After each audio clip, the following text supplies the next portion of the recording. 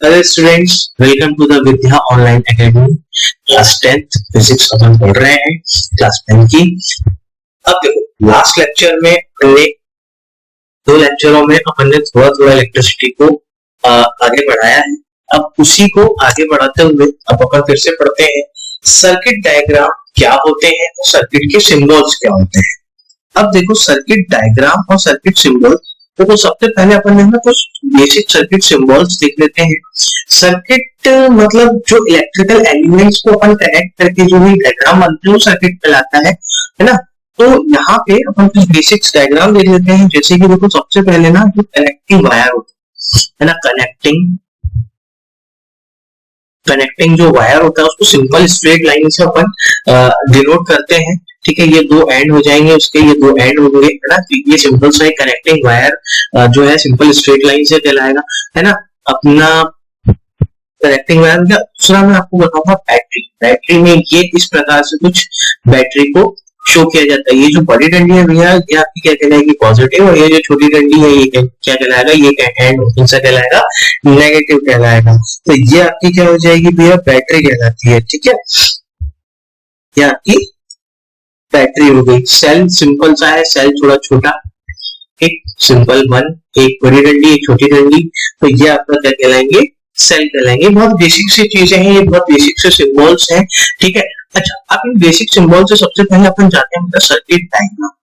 ठीक है, circuit diagram क्या होता है। ठीक, जैसा आप सभी को पता है कि करंट को फ्लो करने के लिए, करंट को फ्लो करने के लिए एक क्लोज्ड पाथ चाहिए। ठीक है, करंट को फ्लो करने के लिए क्या चाहिए भैया, क्लोज पाथ चाहिए।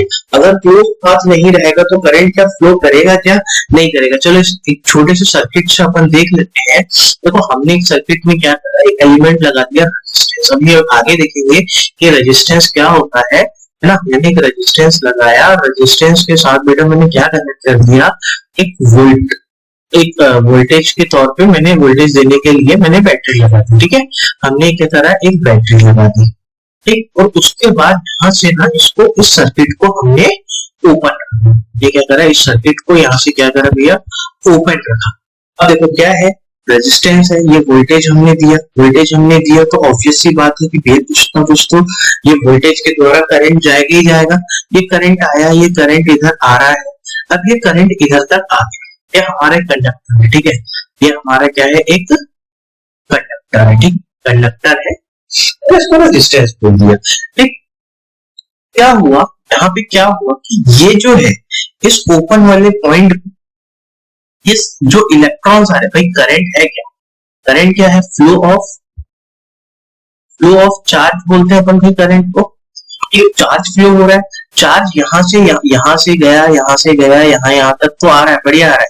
ठीक है, लेकिन जैसे ही चार्ज इस पॉइंट पे है तो क्या चार्ज पार्टिकल्स आगे जा पाएंगे, क्या चार्ज यहाँ पे आगे मूव कर पाएगा क्या, तो चार्ज यहाँ पे मूव क्या करेगा, नहीं कर पाएगा, चार्ज आगे मूव नहीं कर पाएगा, क्योंकि ये पाथ जो है यहाँ से ये क्या है, ओपन है।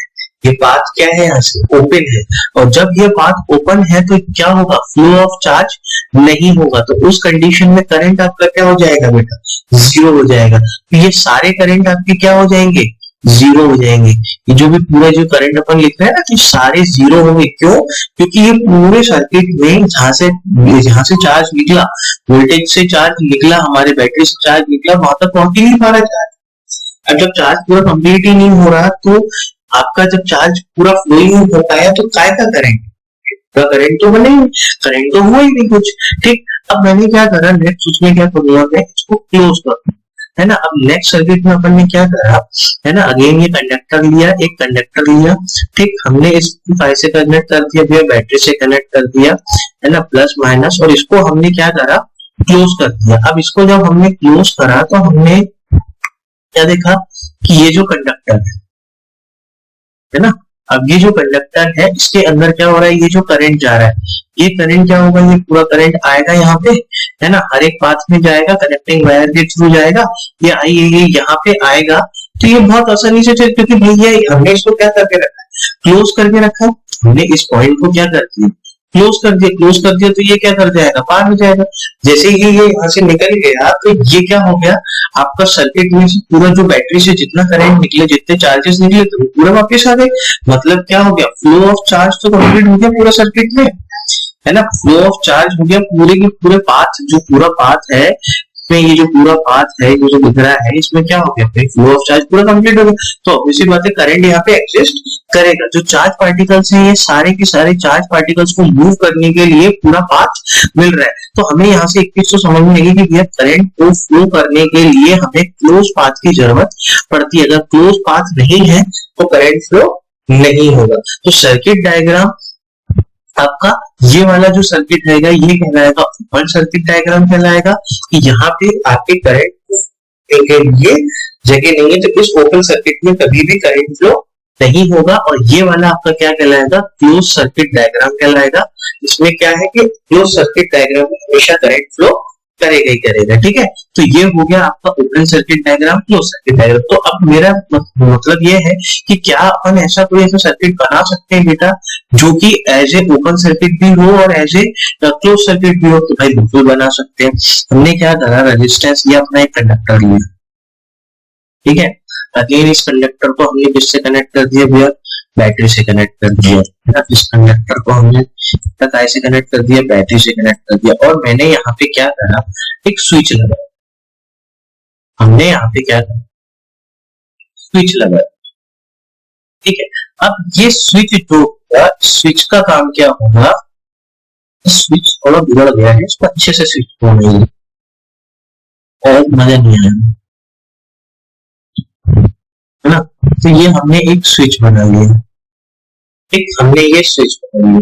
अब क्या हुआ, जब ये स्विच जो है ये ओपन है, ठीक, स्विच को हमने जब ओपन रखा तो ओपन रखेंगे तो उस समय तो ये ओपन सर्किट जैसे डायग्राम होगा कि नहीं होगा भाई। ये जो दोनों टर्मिनल है स्विच ओपन है, इस कंडीशन में जो यहाँ से चार्ज आ रहा है तो भाई इसको तो कोई क्लोज पाथ मिल ही नहीं रहा, कोई क्लोज पाथ मिल ही नहीं रहा। तो यहाँ पे जब ये स्विच जो है ना, आपका ये जो स्विच है ये जब ओपन रहेगा, है ना, स्विच जो है जब ये ओपन रहेगा, सर्किट आपका कैसा है, ओपन सर्किट जैसे ही होगा, सर्किट आपका कैसा होगा, ओपन सर्किट होगा।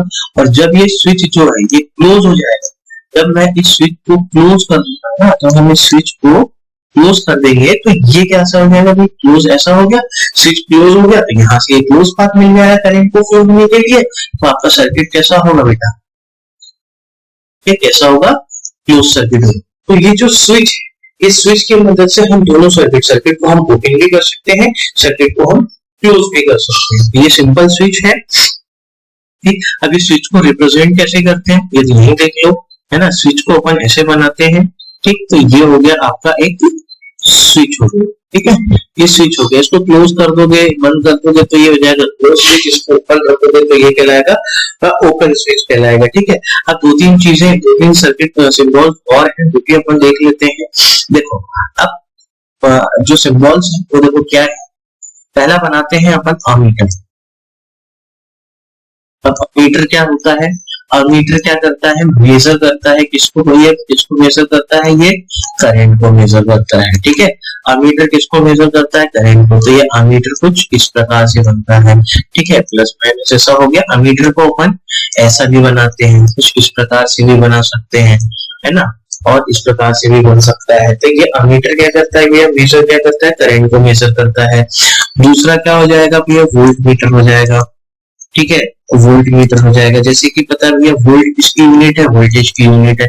तो ऑब्वियस सी बात है ये क्या मेजर करेगा, ये क्या मेजर करेगा, वोल्टेज को मेजर करेगा।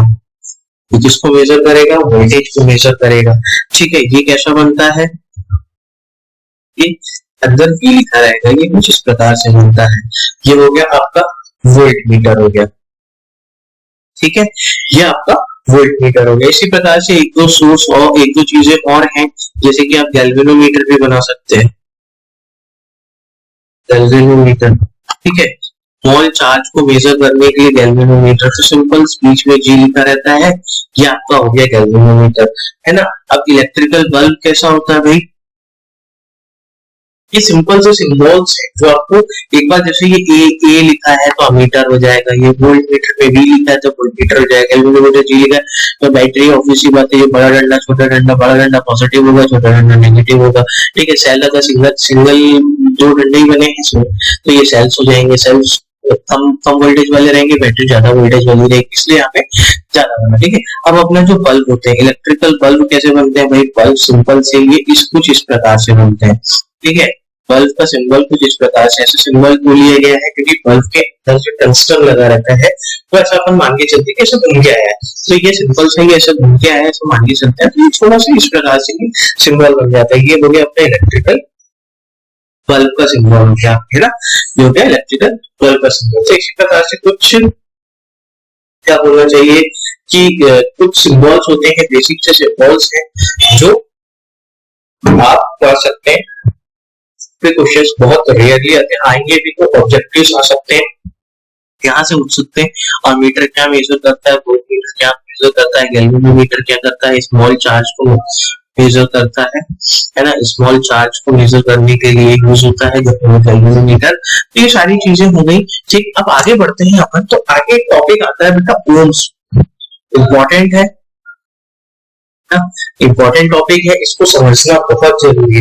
अब इसकी डेफिनेशन मैंने क्या लिख रखी है, जो चीजों को मैं अंडरलाइन करूंगा वो चीजें इंपॉर्टेंट है, उसको देखना। According to the Ohm's law, the current, तो आपका करंट है फ्लोइंग थ्रू द कंडक्टर, जो कंडक्टर में से करंट फ्लो कर रहा है, is directly proportional to the potential difference. हमने ये क्या कहा कि जो आपका करंट है, जो कंडक्टर में से करंट फ्लो कर रहा है, वो डायरेक्टली प्रोपोर्शनल किसके रहेगा, पोटेंशियल डिफरेंस के रहेगा, ठीक है, potential difference across its ends, ठीक है। अब क्या बोल रहा है आगे, क्या बोल रहा है, व्हेन द टेम्परेचर, ये तो भैया बहुत ही इंपॉर्टेंट चीज है, when the temperature and the other physical conditions, है ना, अदर फिजिकल कंडीशंस, जो भी अदर फिजिकल कंडीशंस है वो सारी क्या रहनी चाहिए, कांस्टेंट रहनी चाहिए। जो जितनी भी अदर फिजिकल कंडीशंस हैं वो सारी क्या रहेगी भैया, कांस्टेंट रहेगी। अब देखते हैं ओम्स लॉ ने क्या कहा, फिर से एक बार देखते हैं। देखो ये मैंने एक कंडक्टर ले लिया, ठीक है, डायग्राम के थ्रू देखते हैं। हमने एक सिंपल सा कंडक्टर लिया, कंडक्टर को क्या करना, अभी तो ओपन सर्किट, कंडक्टर को हमने क्या करा, ओपन सर्किट रख दिया भाई, है ना, इसके अंदर जो इलेक्ट्रॉन्स है उसको ऐसे रहने, इलेक्ट्रॉन को ऐसे रहने दिया। तो जब ये ओपन सर्किट है तो इसके अंदर कोई करंट जाएगा क्या, नहीं जाएगा, ठीक है। तो ये कंडक्टर है, कोई करंट जाएगा नहीं जाएगा, ठीक है, क्योंकि भाई वोल्टेज ही अप्लाई नहीं किया तो करंट जाएगा क्या, नहीं जाएगा। कोई पोटेंशियल डिफरेंस ही अप्लाई नहीं किया तो कोई करंट जाएगा नहीं जाएगा। लेकिन जैसे ही मैं अगर इसमें कोई वोल्टेज का अप्लाई कर देते हैं, कोई वोल्टेज अप्लाई कर देते हैं, ये हो गया प्लस, ये हो गया माइनस, ये वोल्टेज अप्लाई किया तो इसमें क्या होगा, इलेक्ट्रिकल करंट बनने लगेगा, ये इलेक्ट्रॉन यहाँ मूव करने लगेंगे, ये इलेक्ट्रॉन यहाँ मूव करने लगेंगे, ये मैंने बताया था अपन ने जब इलेक्ट्रिकल करंट पढ़ा था। तो ये क्या होगा, ये इलेक्ट्रॉन यहाँ मूव करने लगेंगे, तो आपका करंट क्या बनने लगेगा, इस डायरेक्शन में बनने लगेगा, ये आपका करंट बनने लगेगा। तो हमें यहाँ पे क्या चीज देखी, जैसे ही हमने किसी सर्किट में या किसी भी कंडक्टर के अक्रॉस, हमने किसी कंडक्टर के अक्रॉस में जैसे ही वोल्टेज को लगाया, उसी समय क्या बन गया, उसके अंदर करंट बन गया। और ये जो करंट है, ये जो करंट बन रहा है, ये किसके प्रोपोर्शनल रहेगा, उस वोल्टेज के। जब तक वोल्टेज नहीं था, जब तक करंट नहीं था, लेकिन जैसे ही वोल्टेज लगा तो क्या बना, करंट बना। तो करंट हमारा किस पे निर्भर करेगा, करंट हमारा वोल्टेज पे निर्भर करेगा। वोल्टेज है तो करंट है, वोल्टेज नहीं है तो करंट नहीं है, ठीक है। तो हमारा जो करंट है वो किस पे निर्भर करा भैया, वोल्टेज पे निर्भर करा। तो जो ओम्स लॉ यही कहना चाह रहा है कि जो भी क्या दीजिए, अकॉर्डिंग टू ओम्स लॉ, तो करंट किसी भी सर्किट से जो फ्लो कर रहा है या किसी भी कंडक्टर में से जो करंट फ्लो कर रहा है वो सिर्फ और सिर्फ प्रोपोर्शनल रहेगा किसके, आपके पोटेंशियल डिफरेंस के, ठीक है। पोटेंशियल डिफरेंस किसके, कंडक्टर के अक्रॉस में पोटेंशियल डिफरेंस लग रहा है। अब क्या बोल रहे हैं when the temperature and other condition, ये थोड़ा सा आगे देखेंगे अपन। तो हम इसको ऐसे भी लिख सकते हैं ना, तो भाई V is directly proportional to I, इसको कुछ ऐसा भी लिख सकते हैं, V is directly proportional to I, है ना। तो अब V की प्रोपोर्शनलिटी के हटाने के लिए मैंने क्या लिख दिया वहां पे, R इंटू I, ये बन गया अपना सिंपल सा ओम्स लॉ। तो यहाँ पे R आपका क्या होगा बेटा, कांस्टेंट होगा, ठीक है, जिसको हम बोलते हैं रेजिस्टेंस, जिसको हम क्या बोलते हैं, रेजिस्टेंस बोलते हैं, ठीक है। अब भाई पे यहाँ पे क्वेश्चन आ गया कि ये रेजिस्टेंस क्या होता है भाई, ठीक, तो अपन इसको यही समझ लेते हैं कि ये रेजिस्टेंस होता क्या है, ठीक है। अब देखो भाई रेजिस्टेंस क्या होता है, ठीक, अभी मैंने बोला कि हमने ये कंडक्टर ले रखा है भाई, ठीक है, ये आपका क्या हो गया, कंडक्टर हो गया, कंडक्टर के अंदर इलेक्ट्रॉन्स भी हो गए भाई, ठीक है, कंडक्टर के अंदर इलेक्ट्रॉन्स भी हो गए। हमने जैसे ही इसको किसी वोल्टेज से अप्लाई किया, है ना, इसके अक्रॉस में हमने जैसे कोई भी वोल्टेज अप्लाई किया तो उसके अंदर क्या बना कि एक इलेक्ट्रिकल करंट जनरेट हुआ। अब इलेक्ट्रिकल करंट जनरेट हुआ उस कंडक्टर के अंदर, तो उस कंडक्टर के अंदर बेटा एक प्रॉपर्टी, उस कंडक्टर की एक प्रॉपर्टी होती है जो क्या करती है, अपोज करती है, which opposes the flow of electron, वो फ्लो ऑफ इलेक्ट्रॉन्स को क्या करती है, अपोज करती है। जब फ्लो ऑफ इलेक्ट्रॉन को अपोज करो मतलब फ्लो ऑफ किसको अपोज कर रही है, वो करंट को। तो किसी भी कंडक्टर के अंदर एक ऐसी प्रॉपर्टी होती है जो कि करंट के फ्लो को अपोज करती है। उसमें किसी भी कंडक्टर में से अगर करंट जा रहा है तो उसको वो अपोज करेगी, किसको, करंट को वो अपोज करेगी, ये कंडक्टर की प्रॉपर्टी होती है। उसी प्रॉपर्टी को अपन क्या बोलते हैं बेटा, रेजिस्टेंस। उसी प्रॉपर्टी को अपन क्या कहते हैं, रेजिस्टेंस कहते हैं। किसी भी कंडक्टर की, एक बार फिर से डेफिनेशन कह रहा हूं कि किसी भी कंडक्टर के अंदर एक ऐसी प्रॉपर्टी होती है जो कि के अंदर बहने वाले करंट को या उसके अंदर फ्लो होने वाले करंट को वो रोकने की कोशिश करती है, अपोज करने की कोशिश करती है, वो प्रॉपर्टी कहलाती है रेजिस्टेंस। इंग्लिश में उसकी डेफिनेशन होगी, the property of a conductor which opposes the flow of electrons through it, this property is called resistance. अपन और ये रेजिस्टेंस की बेटा जो यूनिट होती है वो यूनिट होती है ओम होती है, जिसको रिप्रेजेंट किया जाता है बेटा इस प्रकार से, है ना। इस यूनिट क्या होगी, ओम होगी, और जिसको रिप्रेजेंट किया जाता है कुछ इस प्रकार से, है। तो ये कंडक्टर के अंदर, क्योंकि भैया कंडक्टर बहुत इंपॉर्टेंट रोल प्ले कर रहा है, जब कंडक्टर है तभी तो करंट है, कंडक्टर के अंदर इलेक्ट्रॉन है तभी करंट है। मतलब वोल्टेज का मतलब क्या, वोल्टेज का एग्जिस्ट, जब वोल्टेज लगा भी दिया था, कंडक्टर ही नहीं इंसुलेटर लगा दिया तो क्या ही मतलब, कोई मतलब नहीं। तो मतलब कि जब वोल्टेज लगा, करंट कब है, जब कंडक्टर। यहां से इतनी चीजें तो अपने को भैया क्लियर हो गई कि V इज इक्वल टू क्या हो जाएगा, I into R, I is directly proportional to V होगा, तो V is proportional to I ऐसा लिख सकते हैं।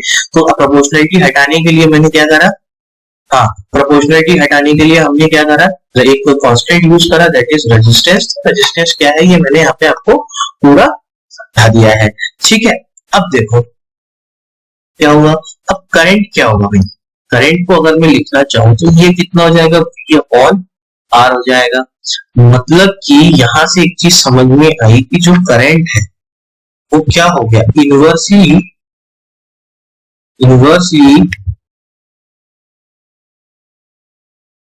proportional to the resistance। Current जो है वो क्या हो गया, इनवर्सली प्रोपोर्शनल हो गया किसके, रेजिस्टेंस के, ठीक है। चलो इसको नेक्स्ट उसमें देखते हैं कि क्या हो गया। अपना जो करंट है, आपका जो करंट है, इसको अपन ऐसा भी लिख सकते हैं ना, 1/R इंटू वी, है ना। करंट को कुछ ऐसा भी लिख सकते हैं, 1/R इंटू वी, ठीक। तो ये जो है करंट जो है अपनी इनवर्सली प्रोपोर्शनल हो गया किसके, करंट के, रेजिस्टेंस के इनवर्सली प्रोपोर्शनल हो गया। तो मतलब मेरा यहाँ पे ये है कि अगर मैं रेजिस्टेंस को बेटा इंक्रीज करूंगा, अगर मैं रेजिस्टेंस को इंक्रीज करूंगा, रेजिस्टेंस पे तो हमारा जो करंट है, इलेक्ट्रिकल करंट है, वो क्या हो जाएगा, डिक्रीज होगा, इलेक्ट्रिकल करंट क्या होगा हमारा, घटने लगेगा। ठीक है, एक सिंपल सा मैं उदाहरण ले रहा हूँ कि अगर मैंने रेजिस्टेंस को क्या कर दिया, डबल कर दिया। ठीक है, मैंने रेजिस्टेंस को अगर डबल कर दिया तो मेरा आई इज इक्वल टू कितना हो जाएगा, V अपॉन 2R हो गया। ठीक है, तो मैं इसे लिख सकता हूँ कि आई इज इक्वल टू मेरा 1 अपॉन 2 V अपॉन R। तो मेरा करंट जो होगा वो देखो, यहाँ करंट क्या हो गया बेटा, हाफ हो गया कि नहीं हो गया, तो जो मेरा करंट होगा हमारा वो क्या हो जाएगा बेटा, हाफ हो जाएगा, है ना। करंट क्या हो जाएगा, हाफ हो जाएगा। जब हमारा रेजिस्टेंस गुना हो गया तो हमारा करंट क्या हो गया बेटा, हाफ हो गया। ठीक है, तो जो करंट है, जैसे जैसे अगर हम रेजिस्टेंस किसी भी सर्किट का बढ़ता जाएगा, रेजिस्टेंस बढ़ता जाएगा, तो करंट क्या हो जाएगा, क्या जाएगा। अगर मैं बोल दूं कि रेजिस्टेंस इंफिनिटी है, लगभग इंफिनिटी है, तो मतलब ये होगा कि करंट जो होगा वो लगभग क्या होगा हमारा, शून्य। या मैं बोलूं, उल्टा बोल लूं कि भाई रेजिस्टेंस सर्किट का लगभग शून्य के बराबर है, तो हमारा करंट क्या होगा उस तरीके में, मैक्सिमम। ये चीज समझ में आ गई। अब देखो क्या होता है, इसी से एक चीज पता चलती है कि जो ओम्स लॉ की VI कैरेक्टरिस्टिक्स होती है, जो VI ग्राफ है ना, VI ग्राफ क्या होता है बेटा, लीनियर होता है। यहां से सिंपल देखते हैं, जो आपका VI ग्राफ होता है, ये मैंने I ले लिया, ये मैंने V ले लिया, है ना। VI जो ग्राफ बनता है ना बेटा, वो क्या बनता है, लीनियर बनता है। ठीक है, कि इस प्रकार से कुछ VI ग्राफ, जो अपन इसका एक्सपेरिमेंट करते हैं, वैल्यूज निकालते हैं, वोल्टेज की वैल्यूज को चेंज करते जाएंगे, रेजिस्टेंस की वैल्यू को चेंज करते जाएंगे रेजिस्टर की मदद से। ठीक है, वो रेजिस्टर जो होता है वो क्या करता है, रेजिस्टेंस की वैल्यू चेंज करते जाता है। तो वोल्टेज को अगर अपन चेंज करते जाएंगे तो हमारा करंट भी चेंज होते जाएगा। मैंने बताया भाई, ओम्स लॉ क्या कह रहा है कि हमारा जैसे जैसे वोल्टेज चेंज होगा वैसे वैसे करंट चेंज होगा। तो हमारा वोल्टेज जैसे हम चेंज करते जाएंगे तो हमारा करंट चेंज होते जाएगा। एक लीनियर कैरेक्टरिस्टिक है ना, लीनियर। अब लीनियरिटी से मेरा अभिप्राय है कि भैया ये जीरो से निकलनी चाहिए, ओरिजिन से निकलनी चाहिए, और एक स्ट्रेट लाइन होनी चाहिए, कोई कर्व नहीं होना चाहिए, किसी भी प्रकार की कोई कर्व वाली लाइन नहीं होनी चाहिए, लीनियर लाइन होनी चाहिए। तो जो VI कैरेक्टरिस्टिक्स होती है बेटा ओम्स लॉ की, वो होती है लीनियर कैरेक्टरिस्टिक्स। और ये जो लाइन है इसका स्लोप होता है बेटा 1 अपॉन R। क्या होता है इसका स्लोप, 1 अपॉन R। ठीक है, यहाँ पे देख लो, ये I जो है ये इस पे ये कुछ 1 अपॉन R टाइम्स है किसका, V। ठीक है, तो ये जो हो जाएगा ना 1 अपॉन R, ये क्या हो जाएगा, उसका बेटा स्लोप हो जाएगा, लाइन का जो है ये हो जाएगा स्लोप हो जाएगा। अगर आपको रेजिस्टेंस निकालना है तो इस लाइन का स्लोप निकालना, तो वो रेजिस्टेंस के बराबर ही होगा। ठीक है, अब लीनियरिटी मतलब लीनियर लाइन होगी between the voltage and current. ठीक है, ये चीजें भी आ गई। अब देखते हैं भाई, देखो ओम्स लॉ बना है तो लॉ ऐसा तो नहीं कि कोई परफेक्ट लॉ बनी, उसके अंदर कुछ लिमिटेशंस होगी। अब लिमिटेशंस की बात आ रही है तो हमने यहाँ पे देखा है कि व्हेन, ये हमने शब्द लिखा हुआ है when temperature and other physical condition remain constant. अब देखो मैं क्या बोल रहा कि भाई अपन ने क्या बोला, temperature will remain constant. Sir क्या बोला, टेम्परेचर विल रिमेन कांस्टेंट। भाई टेम्परेचर क्यों कांस्टेंट रहना चाहिए, देखो सीधी सीधी सी बात है, अगर हमारा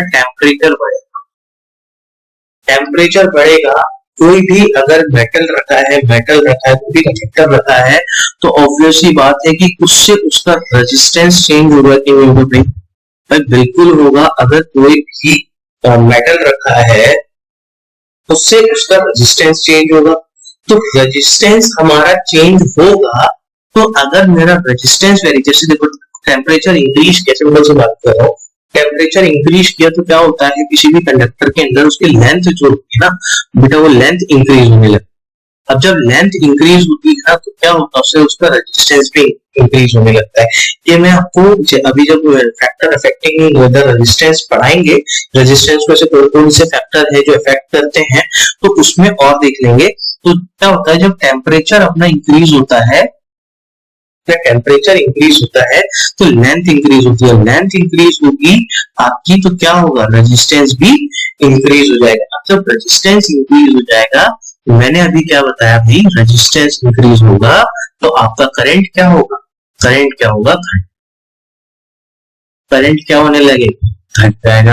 अब देखो भाई, मैं यहाँ पे हो क्या रहा है, temperature increase, resistance increase, temperature increase, resistance increase, तो करंट आपका क्या हो रहा है, डिक्रीज हो रहा है। लेकिन ओम्स लॉ क्या बोल रहा है कि जो current flowing through the conductor is directly proportional to the potential difference. ये तो बोल रहे हैं कि ये हमारा जो करंट है ये सिर्फ और सिर्फ पोटेंशियल डिफरेंस पे ही निर्भर करना चाहिए। लेकिन अभी आपने जैसे टेम्परेचर को चेंज कर दिया भैया, ये तो रेजिस्टेंस की वैल्यू चेंज होने लगी। अब जब रेजिस्टेंस की हमारी वैल्यू चेंज होने लगी तो हमारा करंट चेंज होने लग गया, मतलब करंट तो हमारा रेजिस्टेंस पे निर्भर करने लग गया। भाई करंट जो है वो हमारा रेजिस्टेंस पे निर्भर करने लग गया ना अभी। लेकिन हमारी ओम्स लॉ की डेफिनेशन, हमारा ओम्स लॉ क्या कह रहा है कि भाई करंट जो है वो सिर्फ और सिर्फ वोल्टेज पे डिपेंड करना चाहिए। तो यही उसकी क्या हो जाएगी बेटा, लिमिटेशन हो जाएगी, लिमिटेशंस हो जाएगी इसकी ओम्स लॉ, है ना। ये हो जाएगी ओम्स लॉ की लिमिटेशन हो जाएगी कि ओम्स लॉ में जब टेम्परेचर हमारा चेंज हो गया तो हमारा क्या होगा, टेम्परेचर हमारा चेंज हो गया तो हमारा रेजिस्टेंस चेंज हो जाएगा, रेजिस्टेंस चेंज हो जाएगा तो करंट चेंज हो जाएगा। और साथ ही लीनियरिटी भी नहीं बन पाती है। अगर ये लीनियरिटी भी नहीं बन पाई तो क्या ही मतलब है, अगर लीनियरिटी भी नहीं बन पाई तो ओम्स लॉ सेटिस्फाई ही नहीं कर पाया। तो टेम्परेचर को हमको कांस्टेंट रखना पड़ेगा। अगर टेम्परेचर हमारा कांस्टेंट है तो फिर भाई ना रेजिस्टेंस में कोई चेंज होगा ना करंट में कोई चेंज होगा, तो आपका करंट है वो वोल्टेज में पूरा का पूरा निर्भर करेगा। और जो बाकी फिजिकल कंडीशन है वो भी सारी कांस्टेंट रहनी चाहिए, ठीक है। अगर वो सारी फिजिकल कंडीशंस भी चेंज होती जाएगी तो आपका रेजिस्टेंस चेंज होते जाएगा, देन करंट चेंज होते जाएगा, ठीक है। तो इतना मोर देन सफिशिएंट है आपके ओम्स लॉ के लिए, ठीक है। आगे कुछ न्यूमेरिकल्स कर रहे हैं ओम्स लॉ के, बहुत आसान सी चीजें हैं, ओम्स लॉ समझ लो। अगर कोई डाउट आता है तो आप कमेंट सेक्शन में हमारे मैसेज कर सकते हो, हम बहुत जल्दी इसको सॉल्व करने की कोशिश करेंगे, ठीक है। नेक्स्ट, अगर ये वीडियो पसंद आ रहा है तो सबसे पहले तो इसको लाइक कर दो, सब्सक्राइब कर दो और अपने जितने फ्रेंड्स आप इसको शेयर कर सकते हो बिल्कुल शेयर कर दीजिए, ठीक है। नेक्स्ट क्वेश्चन देखते हैं, what is the resistance of the conductor having the potential difference, ठीक है। अब गिवन में देखो क्या है, पोटेंशियल डिफरेंस कितना है ना, आपका potential difference V is equal to कितना दिया हुआ है, 18 वोल्ट दिया हुआ है, ठीक है। कैरिंग द करंट, करंट कितना दिया हुआ है भाई, इसमें 6 एम्पियर का करंट वो कैरी कर रही है। अब रेजिस्टेंस निकालना है तो ठीक है, V is equal to I into R, अभी अपन ने पढ़ा according to the Ohm's law. Ohm's law के कारण क्या होता है, V is equal to IR होता है, R निकालना है तो कितना हो जाएगा, V अपॉन I हो जाएगा। वैल्यूज पुट कर दो तो ये 18 दिया हुआ है, ये 6 दिया हुआ है, 6 3 जा 18, तो R इज इक्वल टू कितना हो जाएगा बेटा, 3 ओम। यूनिट लिखना नहीं भूलना है, तो R इज इक्वल टू कितना हो गया बेटा, 3 ओम आंसर हो गया, ठीक है। नेक्स्ट क्वेश्चन पे अपन जाते हैं, an electric bulb connected to the 230 volt से कनेक्टेड है, ठीक है। अब अपना वोल्टेज कितना दिया हुआ है भाई, 230 वोल्ट से कनेक्टेड है। ड्रॉ द करंट ऑफ, अब ये करंट कितना कर रहा है, 5.1 एम्पियर का करंट कर रहा है। अब देखो क्या करना है, फाइंड द करंट, फिर से फाइंड करना है, करंट फाइंड करना है when the bulb is connected to the 220 100 volt की सप्लाई से कनेक्ट करते हैं। तो मैं इसको V1 ले लेता हूं, इसको I1 ले लेता हूं, ठीक है। अब V2 क्या बोल रहा है कि भाई अगर इसको अपन ने अब V2 पे कनेक्ट कर दिया, कितना 100 वोल्ट पे इसको कनेक्ट कर दिया, तो उस समय आपका I2 कितना होगा, है ना। क्वेश्चन ये कह रहा है कि पहले बल्ब इस कंडीशन पे था कि भाई वोल्टेज था अपना 230 वोल्ट का और करंट था आपका उसमें 5.1 एम्पियर का, ठीक है। उसके बाद वो क्या बोलना चाहिए, जो आपका रेजिस्टेंस है वो सॉरी आपका जो वो बल्ब है वो दूसरी कंडीशंस में चले गया, सेम बल्ब को उठा के दूसरी कंडीशन में ले गए, उसका वोल्टेज हो गया 100 और आपका उस कंडीशन में आपको उसका करंट पता है, ठीक है। सिंपल सी चीज है भाई। देखो यहाँ पे V इज इक्वल टू कितना होगा, I इंटू R। अगर मैं उस बल्ब का रेजिस्टेंस निकाल तो भाई रेजिस्टेंस तो बल्ब का इस कंडीशन में और इस कंडीशन में सेम ही होगा। भाई बल्ब के अंदर जो कंडक्टर लगा है, मैंने क्या बोला था, रेजिस्टेंस एक कंडक्टर की प्रॉपर्टी है। तो रेजिस्टेंस है वो किसकी है, एक कंडक्टर की प्रॉपर्टी, ठीक है। वो कंडक्टर की प्रॉपर्टी, तो कंडक्टर की प्रॉपर्टी है तो क्या होगा, वो तो भाई इधर चाहे इधर यूज कर लो उस बल्ब को, चाहे आप इस कंडीशन में यूज कर लो, बल्ब का रेजिस्टेंस तो आपका सेम रहेगा। ठीक है, तो अपन इसमें से R निकाल लेते हैं, तो ये कितना हो जाएगा, V अपॉन I हो जाएगा। तो V अपना दिया है 230 और I आपका दिया है 1.5 वो 5.1। तो इसका ये कितना निकल जाएगा, R इज इक्वल टू कितना निकल जाएगा, करो जरा 230 डिवाइडेड बाय 5.1। ठीक है, कैलकुलेशन करिए, तो ये आ जाएगा आपका 45.09। ठीक है, ये आ गया 45.09 ओम। जब इस कंडीशन में आपका R जो है ये कितना आ रहा है बेटा, 45.09 आ रहा है ओम्स आ रहा है, तो इस कंडीशन में भी आपका R जो रहेगा वो कितना रहेगा, 45.09 ओम्स ही रहेगा, है ना। तो V निकाल लो यहाँ से, V इज इक्वल टू कितना हो जाएगा, I इंटू R, I निकालना है तो is equal to V upon कितना हो जाएगा R, तो V आपका दिया है 100, तो ये कितना हो जाएगा 45.09। तो I इज इक्वल टू कितना हो जाएगा, यहाँ पे I निकाल लो अपन, डिवाइडेड बाय 45.9, ये कितना हो गया भैया आपका 2.17 एम्पियर। ये आपका कितना आ गया 2.17 एम्पियर। फिर 2 डिजिट तक जाना, 2 डिजिट के आगे मत जाना, 2755 को वो मत लिखना चालू कर देना, इधर 45 पर आगे नहीं, सिर्फ 2 digit is more than sufficient. ठीक है, तो ये आपका करंट आ गया जब हमने इसको 100 वोल्ट से रखा कि यहाँ दो कंडीशंस बन रही थी, भाई रेजिस्टेंस सेम रहेगा दोनों कंडीशन में, हाँ वोल्टेज जब चेंज होगा तो करंट भी हमारा चेंज होगा। ठीक, अगर वीडियो पसंद आया है तो इस वीडियो को लाइक कर दीजिए, अपने फ्रेंड से शेयर कर दीजिए और सब्सक्राइब कर लीजिए।